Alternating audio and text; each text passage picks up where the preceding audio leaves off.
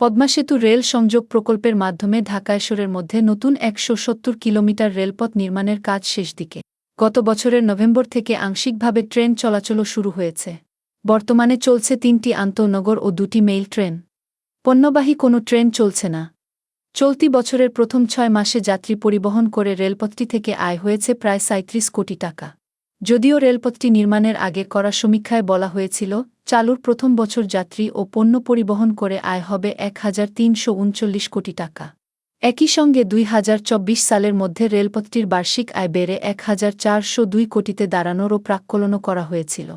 রাজস্ব আয়ের এ প্রাক্কলন করা হয় মূলত পণ্য পরিবহনকে প্রাধান্য দিয়ে। সমীক্ষায় বলা হয়, চালুর প্রথম বছরে পদ্মার নতুন রেলপথ দিয়ে বাংলাদেশ ভারতের মধ্যে প্রতিদিন ১২ জোড়া কন্টেইনার ট্রেন চলবে। ২০২৪ সালে শুধু পণ্য পরিবহন করেই রাজস্ব আয় হবে ১,৩৪৬ কোটি টাকা। কিন্তু রেলপথটি আংশিকভাবে চালুর ১০ মাস পার হলেও কোনো আন্তদেশীয় পণ্যবাহী ট্রেন চলেনি। এমনকি স্থানীয় পণ্যবাহী ট্রেনও চলেনি। আরও বলা হয়েছিল, ২০৩০ সালে চালু হবে পায়রা গভীর সমুদ্রবন্দর, যেখান থেকে প্রতিদিন আরও ২ জোড়ার বেশি ট্রেন, গড়ে ২.৩টি ট্রেন চলবে।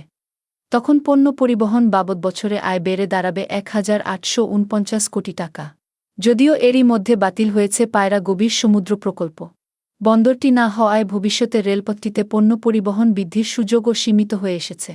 পদ্মা সেতু সংযোগ রেলপথটি অর্থনৈতিকভাবে কার্যকর করতে হলে দেশের দক্ষিণ পশ্চিমাঞ্চলে সমন্বিতভাবে শিল্পায়ন নিশ্চিত করা উচিত ছিল বলে মনে করেন অবকাঠামো বিশেষজ্ঞ ও বাংলাদেশ প্রকৌশল বিশ্ববিদ্যালয়ের অধ্যাপক ড. শামছুল হক। বণিক বার্তাকে তিনি বলেন, পদ্মা সেতু ও পদ্মা সেতু রেল সংযোগ মিলে এ করিডোরে ৮০,০০০ কোটি টাকার বেশি বিনিয়োগ করা হয়েছে। বিনিয়োগ করার সময় সরকারের পক্ষ থেকে বলা হয়েছিল, দক্ষিণ পশ্চিমাঞ্চলে শিল্পায়ন হবে, পরিকল্পিত উন্নয়ন করা হবে। পদ্মা সেতু হয়েছে ২ বছর আগে। রেল আংশিক চালুর ১ বছর হতে চল। এখনও এ অঞ্চলে শিল্পায়নের কোনো উদ্যোগ নেই। পদ্মা সেতুর মতো ব্যয়বহুল একটি যোগাযোগ করিডোর অর্থনৈতিকভাবে কার্যকরের জন্য শিল্পায়ন দরকার ছিল। কারণ যাত্রী পরিবহন করে বিনিয়োগ তুলে আনা সম্ভব নয়।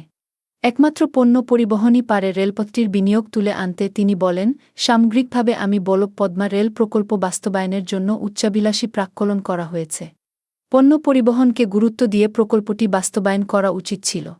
শুরুতেই সমন্বিত পরিকল্পনা করা জরুরি ছিল। যে পায়রা বন্দরের পণ্য এ রেলপথের মাধ্যমে পরিবহন করার পরিকল্পনা হয়েছিল, সেই বন্দরটি আদতে বাস্তবায়ন হবে কিনা তা আগেই যাচাই করা দরকার ছিল।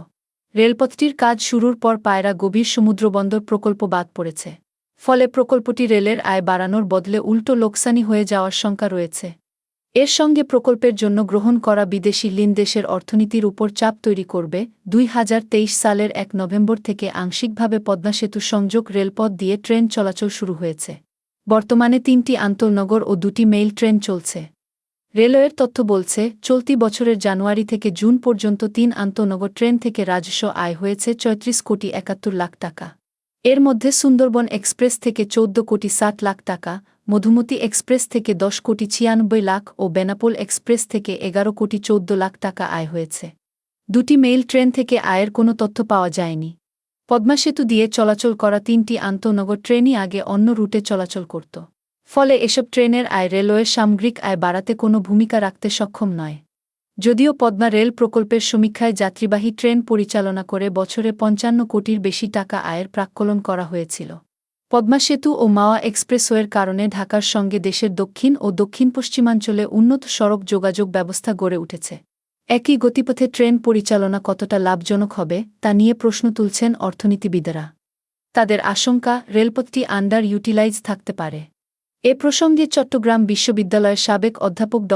মইনুল ইসলাম বণিক বার্তাকে বলেন, সড়ক যোগাযোগ স্থাপিত হওয়ার পর পদ্মা সেতু রেল সংযোগ প্রকল্পের মাধ্যমে তৈরি করা রেলপথ আন্ডার ইউটিলাইজড থাকার একটা সম্ভাবনা আছে।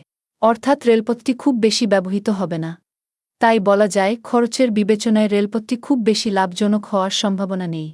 পদ্মা সেতু রেল সংযোগ প্রকল্পের ঋণ পরিশোধ শুরু হবে ২০২৫ সাল থেকে। প্রতি বছর ঋণের কিস্তি যা আসবে তা রেলপথের আয় দিয়ে মেটানো যাবে না। সেজন্য এ প্রকল্পের ঋণ শোধের বিষয়টি বাংলাদেশের জন্য বোঝা হিসেবে চেপে থাকবে।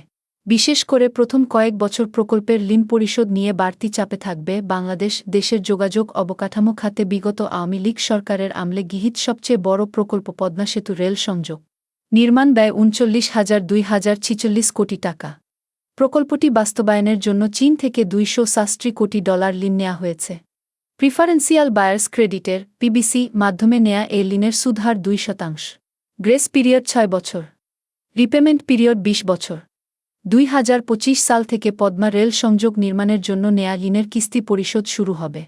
সুদসহ প্রতি বছর গড়ে $13.5 কোটি বা প্রায় 1200 কোটি টাকা পরিশোধ করতে হবে।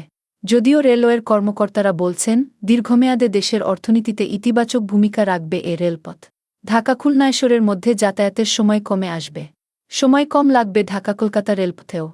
ভবিষ্যতে ঢাকা গোপালগঞ্জ টুঙ্গিপাড়া, ঢাকা ফরিদপুর রাজবাড়ী এবং ঢাকা মাগুরার মধ্যে ট্রেন পরিচালনার সুযোগ তৈরি হবে।